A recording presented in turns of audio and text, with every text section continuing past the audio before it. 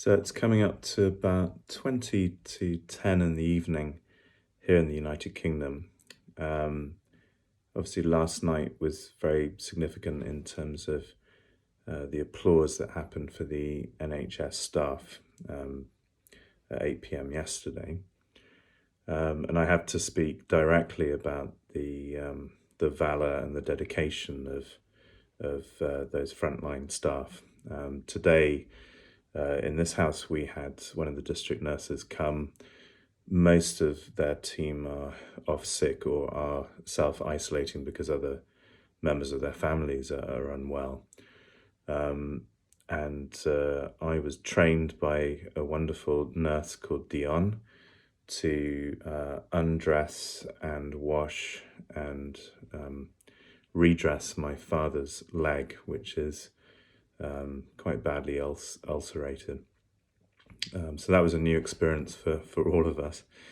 And it's quite extraordinary when you're taking instructions from someone wearing a mask. Eye contact suddenly becomes, it can always be meaningful, but it was very gripping in a way. I was trying to concentrate on trying to do this job I've never done before properly without hurting my father.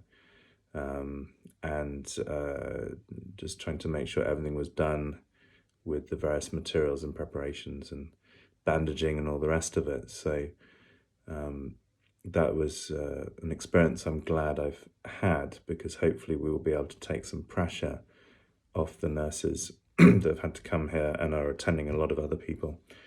And there are other people, of course, in British homes who are also learning how to do the things that nurses have been doing.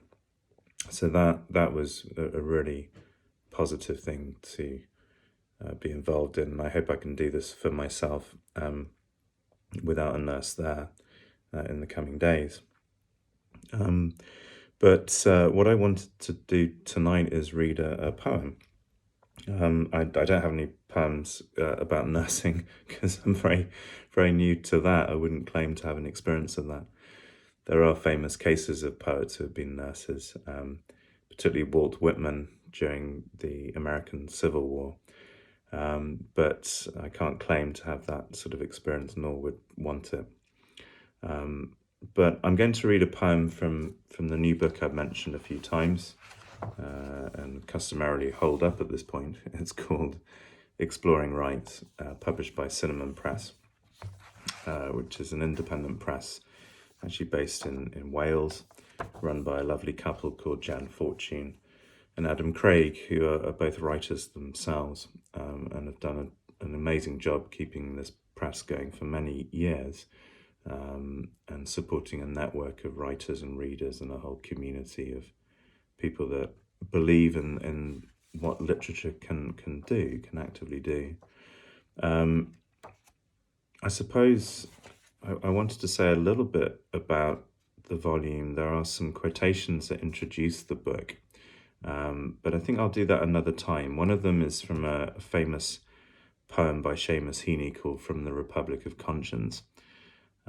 Another quotation is from an essay by the philosopher Alistair MacIntyre. And one of them also is an article from the Declaration, the Universal Declaration of Human Rights of 1948. But I think I'll introduce those another time, because although they introduce the book, they are more relevant perhaps to some other poems I'll read, hopefully in the coming days.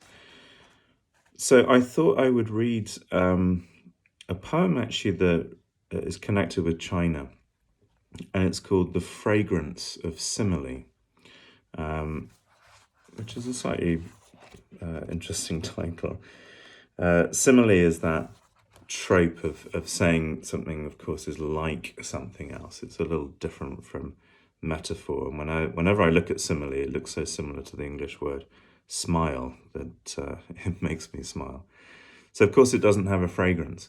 But this poem is about Chongqing, the huge city in Sichuan province.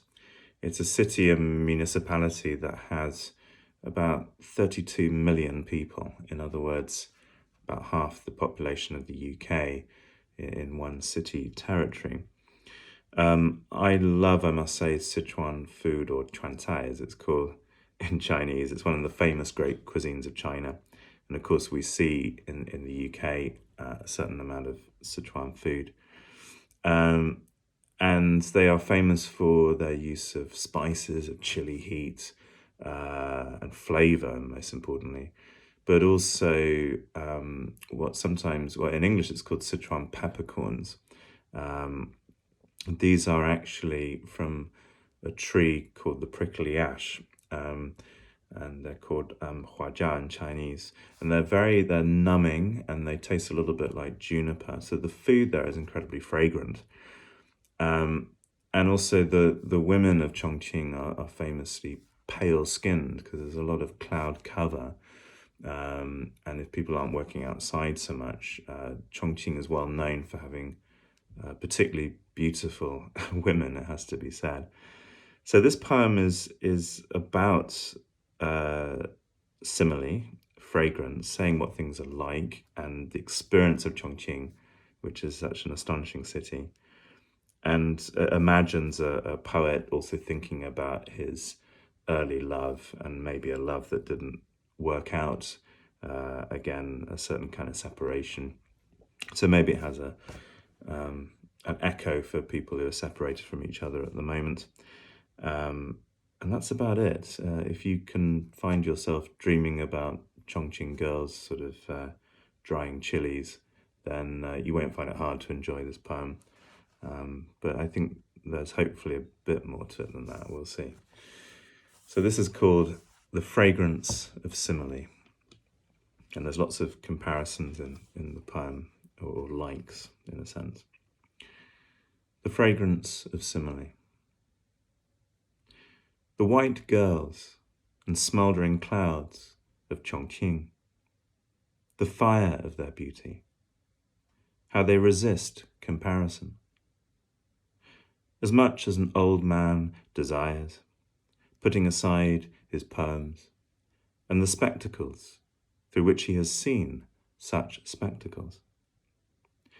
As much as we would want him to say, the fire of these hearts and spectacular clouds is like the salivating warmth of hot chilies.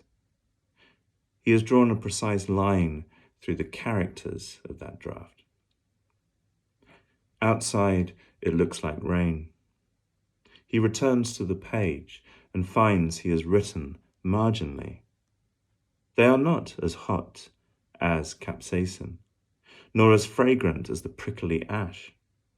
The girls, the clouds, smell more or less in the heat of the city we tread. So often words are incidental to the tug of experience. How nothing compares to your cloud-soft touch, taking off your top in the odor of a Chongqing hotel room. Perhaps I am not the first man unworded by your smell, nor is this a first draft. The old poet stares down at the memory of his first love, slipping from his embrace by the waters of the Yangtze. Here, where they fought in the hills for the cloud-white girls and smouldering skies, and fragrant noodle shops lacing the sunless slopes. And in the margin of his page, the perfect poem of his memory shines in calligraphic characters, comparing nothing, except how the odor of your touch reminded him of an incomparable Chongqing girl drying chilies in the heat.